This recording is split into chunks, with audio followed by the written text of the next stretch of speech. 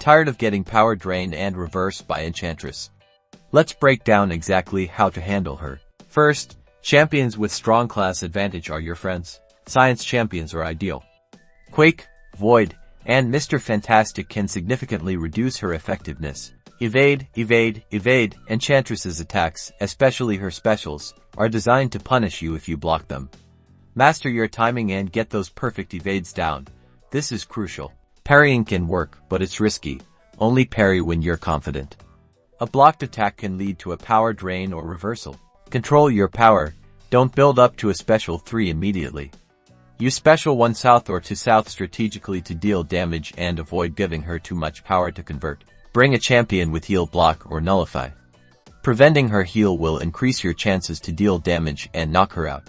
With the right approach and a bit of practice, Enchantress won't be such a headache. Now go out there and show her who's boss. Good luck.